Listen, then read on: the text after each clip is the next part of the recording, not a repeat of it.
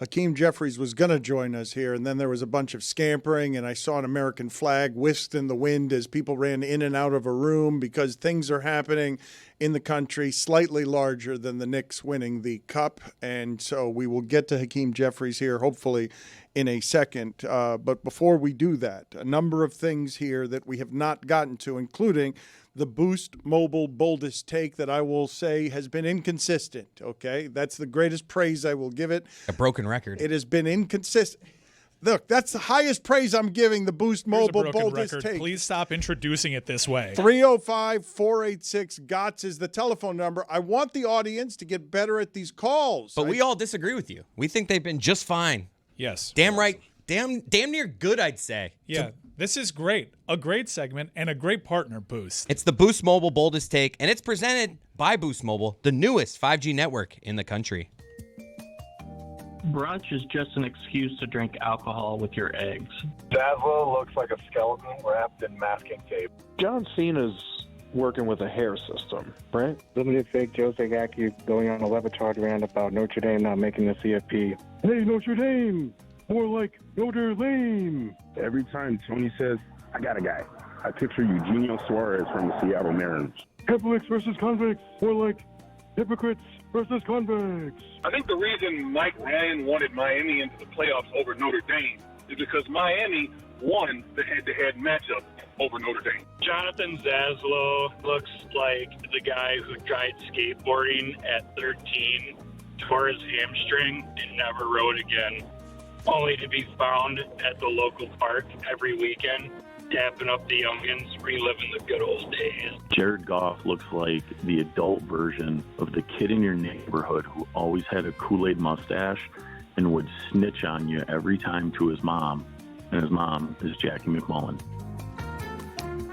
Hakeem Jeffries was sitting through that, listening to that, wondering what the hell this show is all about. What else he doing? They're very busy trying to lead our country.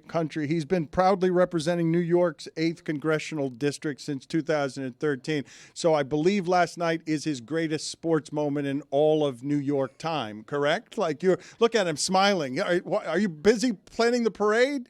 Well, that would definitely be my greatest New York Knicks sports moment of all time. I'm a long-suffering Knicks fan. I'm also a Yankee fan. I'm a Jets fan, so that's a disaster. But I'm also a Yankees fan, so I did get 4 or 5 World Series in during my lifetime. So but while in office, if the Yankees won while he's in 2013, 2013. No, not since Yeah, while in the United States Congress, they have not won. Okay, just wanted to get that on the record. I wanted You're that. right. Yes, but the Knicks last night won, and I'm curious what that experience is like for you. Were you watching? Yeah, I was able to see it down the stretch, pretty much locked into the game with about 10 minutes left. It was a great game. It was a competitive game. First of all, one of my reactions was, whoa, we actually have a bench that is playing now. It's a foreign experience based on what we've seen over the last 4 or 5 years. So it was great to see, Kotek and Clarkson and, of course, Mitchell Robinson do his thing. I think he had 10 offensive rebounds in like 20 minutes. That was a shot at Crazy. Thibodeau. That was a shot at Thibodeau, wasn't it? It was. Not using his I'll say that Thibodeau did bring us back, right? So we're thankful for that.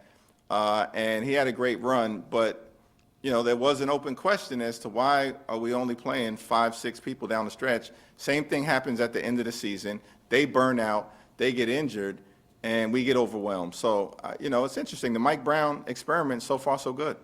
Yeah, so Dan Le Batard is only 30 years old, so he thinks that Jalen Brunson is the most beloved Knick of his lifetime. Hakeem, who is the most beloved Knicks to the Knicks fan base?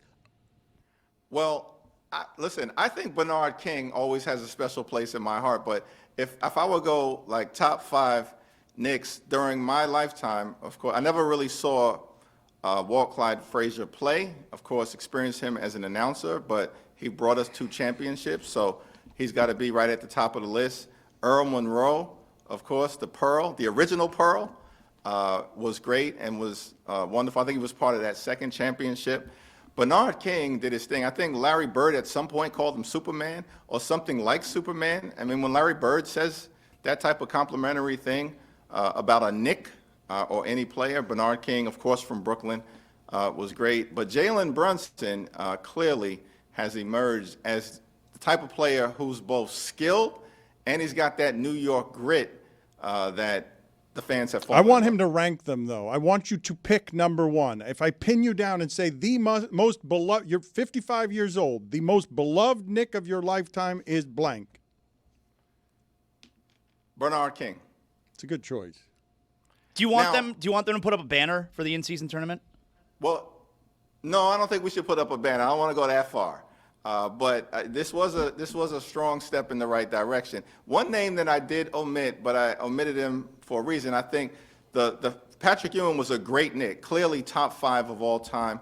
The Riley Knicks, the Van Gundy Knicks, the run that they were on was amazing. I was a St. John's fan and then had to convert to a Patrick Ewing fan when he came and was drafted by the Knicks. I think there was there was a mixed relationship that the Knicks fans had with Patrick Ewing during those years. I think post Patrick Ewing leaving, there's been a greater appreciation for just how tremendous a player he was. So I think he of course is at the top of the list as well. But maybe it's because Bernard King's career was cut short that there's just a lot of affection for the time that we had, seeing Bernard King be an amazing scorer, an amazing player, and of course he's from New York.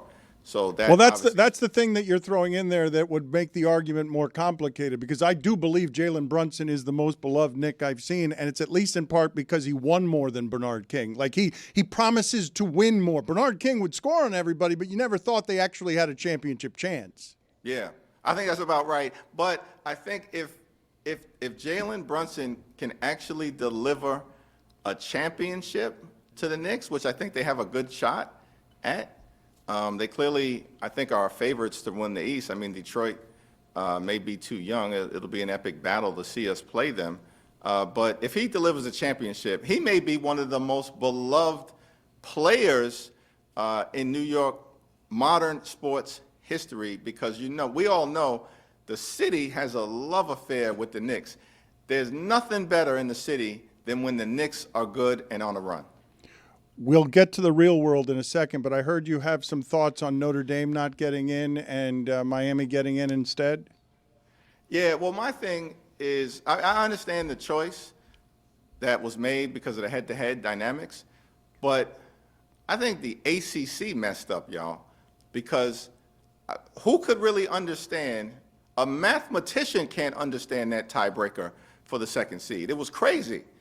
And how Duke winds up in the ACC championship seemed to me, as a casual observer, to set in motion a chain of events that ultimately jammed Notre Dame. Because if you just had a simple tiebreaker, right, for the second entry into the ACC championship, the highest ranked team, then it would have been Miami.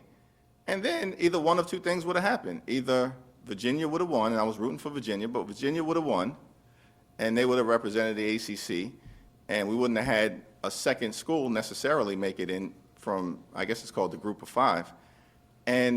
Or Miami would have won, and you wouldn't have had a second school from the Group of Five. Miami would have still made it, and Notre Dame would have been able to make it. So I think something needs to be done as it relates to how the ACC is making the determination with the monstrous number of teams that it has. So this is going to happen again, this traffic jam that occurred. Just let the ACC change their rules so that you have the best two teams, the highest ranked two teams in the championship. Well, you'll be happy to know they've heard the criticism and they changed it, and their solution is some teams play 8 conference games, another group plays 9, and we'll see what happens. Yeah, I don't know how that's going to work out. You've also had something to do with what you're calling the Lane Kiffin Protection Act, have you not? Like you're getting you're getting your hands dirty with sports. Yeah, well, listen, I mean, I think sports is such an important part of life, particularly during these complicated times where we're dealing with so many heavy issues, that to be able to have that kind of escape for everybody, root for your team, whether it's the college that you went to, the college that's in your hometown, or of course the sports teams that we all fall in love with at a very early age and then continue to track. So even for us as members of Congress, we all have our team affiliations, and we lean into that. And, it's a release, I think, for all of us who are working through these very challenging dynamics that we're faced with in this country right now. But the Lane Kiffin Protection Act, that was interesting to me. I'm thinking to myself, we got all of these issues that we're trying to deal with, including, of course, extending the Affordable Care Act tax credits so that tens of millions of Americans, and we're talking about people all across the country, rural America, urban America, suburban America, small town America, the heartland of America. We're talking about Republicans and Democrats and independents. Like, this is not a partisan fight. This is the patriotic thing for us to do, make sure health care is not ripped away from tens of millions of Americans. We have a clock ticking on the expiration of these tax credits, the end of this month. And Mike Johnson, who I've had a forward-looking relationship with, communicative relationship with, my counterpart, the Speaker of the House, who just happens to be connected to LSU, the week after this whole Lane Kiffin debacle occurs, they bring the SCORE Act to the floor, and it's deeply flawed. The players' unions all are opposed to it, led by the NFL Players Association. It doesn't necessarily provide college athletes with, the type of compensation structure that I think many of us believe would be fair at this moment in time. It does nothing to rein in, sort of outlaw behavior by some of the college coaches that we've seen, but would constrain the ability of college athletes to really earn what they should be earning or negotiate safe, healthy working conditions as they're playing these major sports. And so I thought it was a fundamental mistake that they even brought this bill to the floor. And again, there was Democratic opposition and Republican opposition to it, which is why they ultimately pulled the plug. True or false, Lane Kiffin loves that there's a Protection Act named after him. I'm surprised I didn't get a thank you note from Lane Kiffin after I made that statement. But what's interesting? I've had, from time to time, legendary figures, including Coach Saban, have come up to the Hill to kind of talk about the need for Congress to step in and at least create one set of rules, one standard, so you don't have 50 states kind of all doing different things. I support that. I think that makes total sense.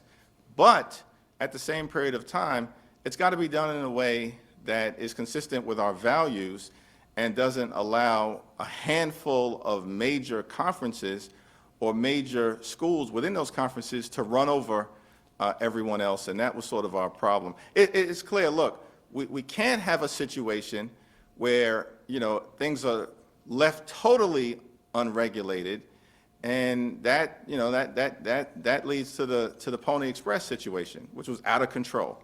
Leader Jeffries, could you give us a blow-by-blow on what your day's been like? Because it's been a roller coaster. I see that you've secured 218 signatures to force a vote on the floor about Affordable Health Care Act tax credits. And then I just saw that there won't be a vote, and I'm once again looking at the news saying, how are they allowed to do this? Where are we now? Yeah, so we launched what we call a discharge petition a few weeks ago that allows any individual member of Congress, there are 435 of us, to sign a petition that would force a vote on a particular piece of legislation, in this instance, a 3-year straightforward extension of the Affordable Care Act tax credits so we can protect the health care of tens of millions of folks all across the country. We've got, earlier today, 218 signatures, which was a big development. Now, that does force the Speaker to bring the bill to the floor. However, under the rules, he has a total of 7 legislative days to do it, which means that the earliest that this is our last week scheduled to be in session before the holiday recess, which means that there will be a vote, but the earliest that the vote can be under the rules would be in January, unless the Speaker decides to bring it to the floor today or tomorrow, which he could do, but it appears, unfortunately, as of the moment, he will not. Is there going to be another government shutdown? Like, what are you predicting here?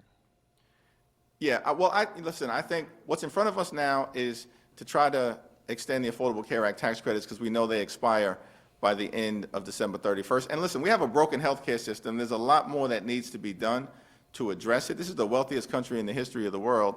Healthcare, in our view, access to high-quality healthcare cannot simply be a privilege available only to the wealthy and the well-off. It should be a right that's available to everyday Americans and everyone. And we're going to continue to fight for that principle generally and specifically as it relates to the extension of the Affordable Care Act tax credits. Now, the government funding is scheduled to lapse on January 30th. And though that's just next month, that is a lifetime in Congress. And so I think that there's an opportunity for us to come together in a bipartisan way to find the common ground to enact a spending agreement that meets the needs of the American people and avoids a shutdown. The president took to Truth Social and kind of greased the rails for some military action against Venezuela. There's reports of a presidential address happening tomorrow. The president, in bizarre fashion, said Venezuela took land from the U.S. outside of Doral. I'm not really sure what that could possibly be. What's going on here? Are we really going to go to a war that is meant as a diversion? Yeah, I certainly hope not. And the American people, Democrats, Republicans, Independents, do not support another foreign war. We got big problems in this country. The cost of living is out of control. And Donald Trump did promise that he was going to lower costs on day one. Of course, that hasn't happened. Costs haven't gone down. Costs are going up. Housing costs are out of control. Healthcare costs out of control. Grocery costs out of control. Even electricity costs, utility bills right now, skyrocketing out of control. There's a lot of things to be focused on in terms of making life better for working class Americans, middle class Americans, and everyday Americans. The last thing in the world that we need is another foreign war that inevitably ends in disaster. What percentage of people call you Hakeem and what percentage call you leader? Because Chris Cody didn't really, it seemed awkward. It felt awkward to Chris Cody to hear Mike Ryan call you Leader Jeffries. Yeah, it is an interesting title, but most people, listen, when I'm back at home, people call me Hakeem, and you know, for me, I've always interpreted it as a sign that I've been as effective as I can be in establishing a close relationship with the people that I'm privileged to serve.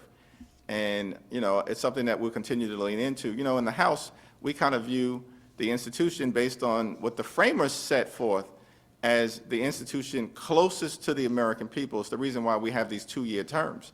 We got to go back to the voters every 2 years to have our employment contract renewed, because the framers of the Constitution wanted us to stay close to the American people. And there are a variety of ways to do it, but the familiarity in terms of how constituents I'm privileged to serve call me by my first name is always something that I've been that I've embraced. Thank you, Leader Jeffries. We appreciate the time, sir. Thank you all. Applause from Juju. Juju giving applause there. I was not expecting applause Bernard King is from the other a good room. answer. Yeah, it is an excellent answer, is it not? I wanted to get to something that Zaslow told us before the show here. I don't understand this rash of strange dreams he's having. 2 days ago, he dreamt that he was co-hosting a show with Giannis. Look at Amin getting So now engaged. we want to do dream talk. Amin, look at how engaged Amin gets here. Amin the dream. He has a lot of dreams that are weird as well, but you've got another weird one. The first one was 2 days ago. You woke up, you were hosting a radio show with Giannis Antetokounmpo. Yeah. You were not sure why he was so weak on football. You had to cover for him as your co-host. He was only strong on basketball. What was your dream? Oh, I mean, you had not heard that was Zaslow's dream? Yes, there was just, of all the dreams I thought that Zaz would have involving Giannis, him doing a show with Giannis where he was here and Giannis was in Milwaukee and they were just doing ESPN radio was not what I had on the list. What was your dream last night? So I have very, vivid dreams. I remember them. And sometimes, you'll have do you ever have a dream, where you wake up finally in the morning and you're in a bad mood because of the dream? Yes. Yeah. So that happened to me today. All right. I woke up in I was anxious and I was sad in my heart. I was sad because my dream last night, my wife was I'm not gonna say she was cheating on me. What? She was openly having an affair. All right. I think that's cheating. That No, is cheating on you. No, but I say it like that because she was doing it right in front of me. You know, like I feel like Hell cheating yeah. is like behind your back. You know, like Something you're into. It almost Like seems you're a cuck. well, I was a cuckold. All right, I was, and I didn't appreciate being. I don't. People know Like one in thing the about same me. room, cuckold? Yeah, people. corner? If there's one thing Like people the know about cuck me. chair? That's right. If there's one thing people know about me, they know I don't ever want to be a cuckold. All right, and I was a cuckold last night. So she was having an affair. Like in front of me. Now I left the room before anything started happening, but she was doing because I wasn't into it. I didn't Out like of respect. Fisticuffs. I didn't like it. All right, and so it was very upsetting to me. I'll be back. Wait, oh, yeah, exactly. I'll kindly leave. I'll give you your privacy. Like, I don't have to take this. Yes. Yeah, but I was sad. It was making me very, very upset. All right. So I ended up waking up like very upset, you know, and You're mad at her? Well, no, not mad. I was sad. How you do this to me? And so I told her this morning when I woke up. I don't ever tell her, you know, my dreams because why? Who the hell cares? But I had to tell her this morning because like I'm in a sad mood, so I had to tell her about it. And you know, she giggled a little bit, and then she asked me who was she having an affair with? Like, was it an actual person? That was my question. She was intrigued. And this part here, I was very embarrassed to tell her. Because it just Wait, before you say it. Guys, let's go around the room. Now everyone nominate who we think Zaz's wife I was thinking was. Giannis Antetokounmpo. Same. Same to me too, to be honest. I got to be in John Cena. Tim Reynolds. You'll never guess it. It's so not even worth going Stan around Van the room. Gundy. Kendall Gill from the Nets. I'm like embarrassed to tell her. Like I go, no, I can't tell you. You won't even believe it. It doesn't even make any sense. So now she's like really intrigued. You know, now she's excited. She's laughing. I'm like, it's so stupid. I mean, I can't even tell you. I'm embarrassed to say it. Anderson Cooper. Tom Barrasso. And she's making me tell her. You know, and finally I'm just like, F it. You know, I'll just tell her. Billy Crystal. What? An 80-year-old. Oh, you got cucked by Billy Nah, Crystal? That's. I'm not leaving that room. I'm staying in there. It was so, I'm curious. It was so stupid. He starts doing show tunes in the middle of it. Honestly, you had laid out one of the few situations where I might be cool with it. Yep. It was. I'd be like, fist me, Billy. I mean, I was a cuckold, right? What is With it? Billy Crystal.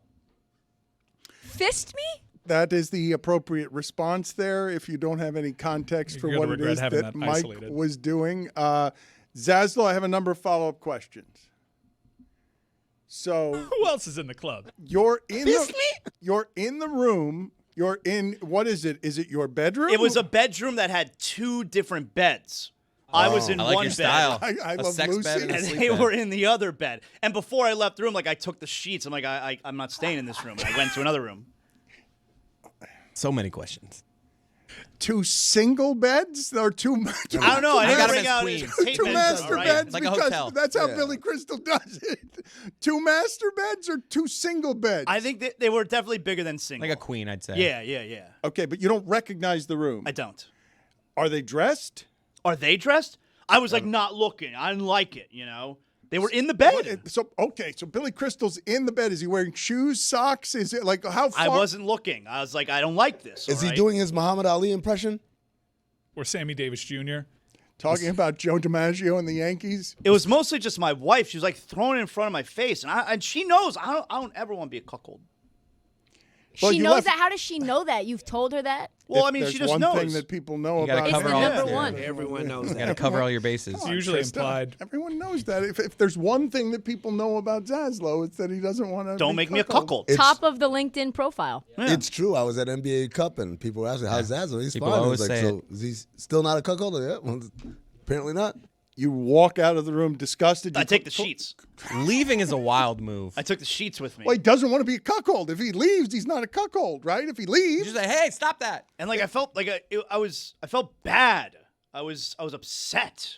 Hold on, Dan. You said if he leaves, he's not a cuckold. What if he has a glass to the door and he's eavesdropping? No. Does that make him a cuckold? I didn't do that. Like I wasn't deriving any kind of pleasure from it. I didn't like it. the opposite. You're the opposite of a cuckold. As people say. When you shared that it was Billy Crystal, how did that land? I mean, she howled. How Ooh, else would with pleasure? No, with laughter and how stupid I am. How stupid this dream is. Said it could. And then she changed her iPhone password. My dream wasn't that wild. And then someone said, I'll have what she's having. I'll get to your dream in a second. R.I.P. Just out of curiosity, because I still have questions. Is it Billy Crystal now at 80? Yeah, she asked me that too. Yes. No, City Slickers. It was like Billy Crystal today. I had to forget Paris, Billy Crystal. No, it was today. Forget Paris. Billy Crystal could lift anybody's chick. Harry Met Sally, Billy Crystal could too. Throw Mama from the Train. He had a run, didn't he? Yeah, he did have a run. What was the movie he did with Gregory Hines? Can't remember. Buddy cop movie. No, that was the first one. I thought that was his. I thought that was the first one that he did. I'm sorry, Gregory Zaslow. Hines. I didn't like it. I woke up. I was very upset this morning.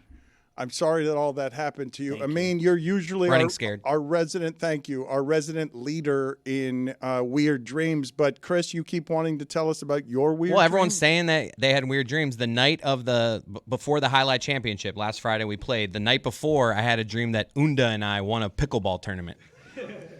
Unda's one of our great players, and I was just like, this has to be a good thing. You didn't have to explain it. Dan knows. As a premonition? I was like, morning of the championship, winning a pickleball tournament, that can't be a bad thing. I have to admit now, when I went backstage before the game, I looked into everybody's eyes, and it was a universal truth. I just knew we were going to be Battle Court champs. I just saw it in everybody's eyes. There's no way we're losing. I can see it. Did you jump into Unda's arms? What was the nature of your celebration? Kind of like the championship. Yes, I don't remember all of it. I just remember being on a pickleball court and him and I like jumping in celebration. So, yeah. Two great body types. What a time. Do you feel left out here as Chris and Zaslow give us some of their weird dreams? Have you had any weird dreams recently? I sure did. Just 2 nights ago, I had a dream that I was part of an ownership group for an NBA team, but the main owner, the majority owner, was like an Eastern European MMA fighter, like an older guy. And so I'm sitting on the right side of the bench, and his courtside seats are on the left side of the bench. And the opposing team throws the ball off of one of our guys, and so the refs say it's their ball. And the owner says, no, it's of them. And then he starts demanding that the team review it. It's a good owner. And he just keeps going and going. And I'm like, Jesus, no, but that's not, you got to let the guy do his job. And finally, the head coach, he throws a challenge flag or whatever and calls a timeout. And he's frustrated. And I could tell, man, I'm going to have a conversation with this guy because I got to let the owner know he can't do that. But in the moment, I was so embarrassed that I literally slunk away and went to the bathroom. And then, this is the part where the dream gets weird, I levitated. I levitated in the bathroom. So once I got to the bathroom, I did not touch the bathroom floor. I flew about 8 feet high. That's nice. Then your shoes don't get dirty, like the laces don't touch the ground. It's awesome. Yes. So in front of people, you were a coward, but when you got to the bathroom, you had the superpower of being able to levitate. I can fly in my dreams. I have a lot of dreams where and it always starts the same way. It's like, what if I jumped and then I didn't land? That's the secret of flying. Put it on the poll, please. Can you fly in your dreams? Because I cannot fly in my dreams, and I believe you're also having the precursor to the dream that wakes everybody up, which is if you can't fly, then you wake up before you hit the ground. You're right. That's never happened. I've heard that, yes, but that's never happened. I've had way more falling dreams than flying dreams. Flying all the time, dude. Me too. Always levitating above people. Like, what does that mean? It's always about 8 feet high, too. It's not like in the sky like a bird. It's just like high enough where like I'm not going to hit anyone's head. I get up there. Low enough where people could, if they ran and jumped, they could touch my feet. Trista's shaking her head because you're thinking to yourself that's unusual that Amin would have. We're in agreement that levitating in your dreams is a little strange, especially in this circumstance. It seemed as well that the owner, you gave him an accent of some sort. He absolutely He was had Eastern an accent. European. Eastern European MMA fighter. It feels like front office PTSD from your time in the NBA. Absolutely. It's funny imagining Amin in the middle of the night, wake up out of his sleep and get to writing. This is what I was dreaming, and then I levitated. Okay, night. Well, you got to write it down, Juju, otherwise you're going to forget. I mean, if you wake up in the middle of the night, can you then re-enter the dream when you fall back asleep? It can happen. Because I could do that. I've done it before. You can't can do go it every back time. to the dream? Yeah, I could do that. I try to lock in like Inception. No, All but right, see, bring me back in. In my experience, when you try to do it, You don't do it. No, I could do I've re-entered dreams before, but it's a rare thing. That's a power of mine. I could do that. How much waking up are you doing? Are you Yeah. just opening your eyes, or are you going to the bathroom, coming back, and No, catching just the rest opening of my the dream? eyes, rolling over. Yeah, no, that for sure I do. But like the getting up and going to the bathroom and coming back, very rarely. Very rarely I have. I didn't know recommenced a anybody dream. could put that on the poll at Le Batard Show. Can you go back to your dream Re-enter. after you have awoken? But this is good dream analysis from Trista here. She's saying you have post-front office trauma that as soon as you get away from where the power and the responsibility is, if you could soar freely in the bathroom, you levitate. That if unshackled from front office yellers and screamers, all of a sudden a free Amin is in the bathroom floating 8 feet above the earth. I think it's actually just that because I levitate a lot in my dreams. I think it's like the worst cameo. It just makes an appearance in every dream. So the dream is about post-traumatic stress disorder kind of reaction of like having to explain to people why the guy in charge is an idiot, and we just got to kind of work around it. That absolutely is a recurring nightmare. But then it's like, also featuring flying. It's like, hey guys, remember me? And the studio audience starts applauding. What's funny about this as just a career analysis of the insides of your strange mind is that you care so much and obsess so much over loving of basketball, and your nightmares are a bunch of people at Phoenix or in your actual sleep coming in and getting in the way of you truly being able to be great. Dan, this is the funniest part. You want to talk about me caring about basketball. I did not mention this the other day. I went to Jason Jackson's annual Christmas charity thing, Santa Jacks, right? If you're nasty. Exactly, right? And it was a lovely event, and it raised a lot of Karaoke? money and there was karaoke afterward, yes. But like the main event where all the people show up, and when people, I mean like luminaries from the local sports teams or whatever. And I got into a very deep conversation several times over with several different people who work for the Heat, where I became emotional talking about basketball. Like emotional, like lump in my throat emotional. I mean, I'm not unsurprised by that because just when, and it's actually quite quaint that when you get most excited about basketball, you were starting to talk about 10 toes to the floor. You were saying it was the shock of your life. You were not speaking with any perspective because you had come back from Vegas and your sport feeling alive again to you when a lot of people have been criticizing it for a couple of years, including Mike Ryan, who hasn't necessarily even been watching. And then you come in here and you get emotionally defensive protecting your sport. I think you care about it unreasonably. What makes it unreasonable? I think it's very reasonable. We just detailed his background, and he likes it. It's very reasonable to have a deep passion for it. Anybody that has a passion about anything can identify with that. To dream about it and then levitate is reasonable? I mean, that's a different Like I said, man, thing. that's a cameo appearance. But it's like, It's a recurring character. Could there be a correlation between going to sleep hammered and levitating? How often do you go to sleep hammered? I would have to go to sleep not hammered in order to find out. So it's We not don't have love, enough data points. It's a love of alcohol, not basketball. The flying part is. Aguardiente. Any of you fly in your dreams? I don't. I always Ever. run fast like the Hulk. I can run real fast and hop, and then I'm falling every time. I'm like, I was good. I've had dreams where I'm falling all of a sudden, and I'm like, I better wake up because this is not going to end well. That when I sounds wake up. clumsy. I don't have a common thread. Every dream is a new adventure. Really? Yeah. You don't have reruns? No. repeats. Dude, when I was like 8 years old, I had the same dream like every night, and it always ended with me flying. Like it was a witch was trying to boil me, and I was tied up in the corner, and then I like wriggled free, and then I would literally get out of there and fly, and I'd land at school. I'm like, oh, this is great. I know how to get home from here. I had that dream like 100 times when I was like 8. You levitate so much in your dreams that while you're levitating in your dream, you're totally unsurprised by it because you're like, this is what I always do. It's who I am. Not only am I not surprised, sometimes, Dad, I'm like, holy shit, maybe this one isn't the dream.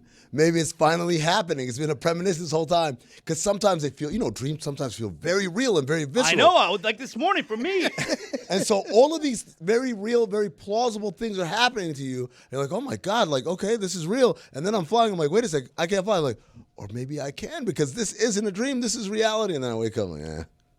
This is delusion of grandeur at its greatest scale. That Amin, in his heart of hearts, in his soul, believes that he should be capable of levitating. If I try hard enough, all I got to do is jump and then not land. But symbolically, I believe, given that it's a dream about what he literally cares about the most, it's what he thinks he could do if he ran a franchise. He could be Oklahoma City. He could be floating above earth with the best team if it just wasn't for that damn Eastern European owner who, for some reason, threw a challenge flag from a different sport to You must challenge. You must challenge. It's all of them. He just kept yelling, and he's huge because he's a former MMA fighter. So it's like there's a double fear. It's not just he's rich and he could fire us. He could also whoop all our asses. But he was also dumb, correct? Yes, of course.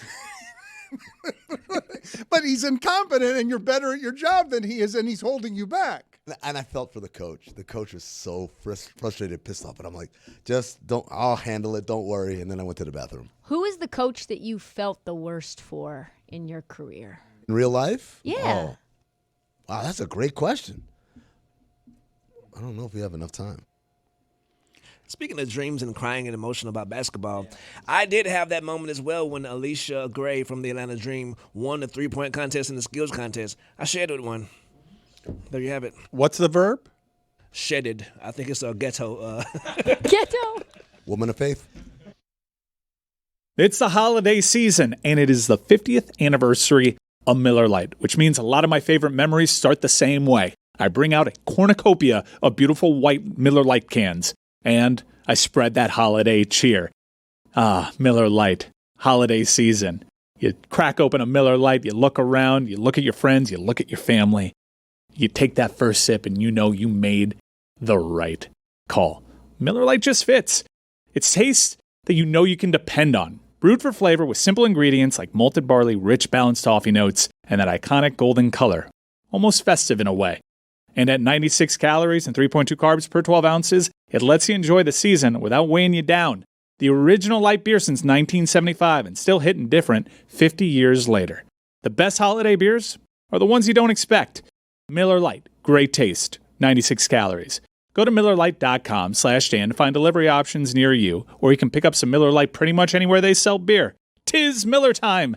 Celebrate responsibly. Miller Brewing Company, Milwaukee, Wisconsin. 96 calories at 3.2 carbs per 12 ounces. So we all saw Devontae Adams pull up running down the field the other day. For some reason, Sean McVay is still listing him as questionable for Thursday's game.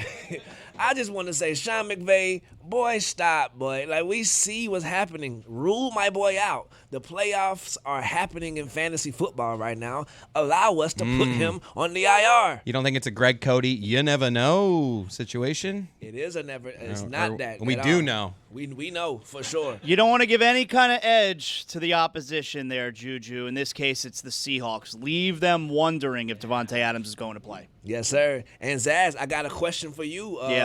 Big news came out yesterday. Mick Foley leaving the WWE. How you feel about that, bro? Yeah, so Mick Foley, I'll tell you what, President Trump finally united the nation. Everyone is angry at his tweets about Rob Ryan, and that includes Mick Rob Foley. Reiner. That's a fine. What did I say, Rob Ryan? Yeah, Rob Ryan. Oh, yeah. Rex Ryan's brother. Yeah, that's right, Rob Reiner. It's a play on. So Mick Foley, he's really angry. He's really angry that WWE essentially has a political relationship, with President Trump. And he straight up quit his Legends contract yesterday and said, I can't in good faith continue to work for a company that, is, side by side with the president. And so, yeah. AEW Collision Course? I don't know, but a lot of people say they disagree with stuff and they don't really do anything about it. Like, he just straight up did something about it, Do you remember who went to Rob Reiner's house just the other day? So this is interesting that you bring that up. This is how we get to it. This is how it gets into your psyche. You are correct, Trista. There is a picture, and I happened to see it yesterday on Twitter, where Billy Crystal and his wife were standing outside the Reiner household. That's where my mind went. When you said Billy Crystal, I was like, he must have seen that. Yeah, that's clearly where it came from in my dream. I had thought of Billy Crystal earlier in the day because I saw that picture. Yes. Would it have been better or worse if it was Larry David in bed with your wife? What a dangerous game you have of people you think about throughout the day. That's who. I may have a dream about them having sex with my wife, making me a cuckold. How about this? You see this? This was a few minutes ago, actually. Shams Charania had tweeted, the New York Knicks will not raise an NBA Cup championship banner at Madison Square Garden. The Lakers and Bucks did raise banners for their NBA Cup titles. The Knicks will celebrate with their home fans on Friday night. No, absolutely. I think that's a great move for a franchise that has so much success. Where are they going to put the banner? How are they going to squeeze it in between Taylor Swift's sellout streak and Billy Joel's sellout streak? Like, how can we devalue such great moments in Madison Square Garden history? Is this a semantics thing where they're not going to do a ceremony where something is raised, but you will see something up there? They'll just put it up there. Oh, meaning it is semantics, actually, that they're not going to raise the banner because the banner's already going to be up there? There's no pregame ceremony, but there's going to be some acknowledgement around the arena where they see this championship. No, I would say this means they are not going to have a banner up there. Didn't Knicks fans poo-poo? Didn't they downplay the Lakers Cup victory? Maybe that's why. Maybe that's why. Maybe that's why they're not doing it. That's not why. Neither here nor there. Go ahead, bro. You got something? No, I just got a last couple of notes from Las Vegas that I'd like to share with you guys, if I may. Number one, my biggest regret. Apparently, The Wizard of Oz is playing at the Sphere. At the Sphere. And I had an opportunity to purchase tickets, but purchase tickets nonetheless, and go and get totally zooted and watch Wizard of Oz, like complete. And I passed on it. I know. I'm regretting it severely now. The zooted part's very important. Very important. Yeah. Very important. The other thing I want to say is there's an epilogue to the Michelle Beadle adventures. Oh. Because I went back to the loosest slot machine on the strip, according to Michelle Beadle, with Michelle Beadle. And I swear to God, it was like a fucking instant replay. Really? Because I put it, and this time I said, it's because I went too shallow. I got to go hard. I got to put money in. Like, should have let her go first. I did. Oh, so it's not the same thing. She won $6,700. They ran out of cash. Typically, the guy comes and he puts the code in, and then someone comes out with the stacks of cash. They came up there and was like, we ran out of cash. Here's a voucher. She had to go to the cage to cash the voucher in. Meanwhile, your boy. Couple hundo down. $500. Okay. In the shitter. No, not 500 you made. lost 500. Boom, all of it. This after I had a great run at the roulette wheel. Juju, can we update some polls for today? Yes, sir. Well, I found the polls. Congratulations to Terrence Crawford on a phenomenal career. You know what I mean? 42-0. Can't beat it with a hammer. We only had 2 polls today. Can you fly in your dreams? 74% of the audience says yes, they can. That's right. Gotta remember to try that. It's hard because like when you're in a dream, you don't always know. I know sometimes. It's really easy, Chris. You jump and then you just don't land. But I don't know. Like at the time, I don't know I'm in a dream. But I don't do it like I'm jumping from a building to building. I do it where like I'm standing still, like kind of like Superman. I could just. See, I don't. It's not an explosion for me. It's just I just slowly just rise. So no flappings involved. No flappings flapping. involved. What am I, an asshole? There's 3 polls, turns out. Is your wife a total stud? That should be 100. 77% of the audience says yes. I can see that. And the last poll, have you ever had a dream, woke up, and then re-entered that same dream once you fell back asleep? 68% of the audience says yes, they have, and those are your polls. I want every man who said their wife was not a total stud to be put out there on Front Street. That's 23% that they voted need no. to be outed. Hold on. Okay. What if the 23% represent women in same-sex relationships where they're the stud, meaning the wife is not? She's the femme. It's 23% have femme wives. And they are studs.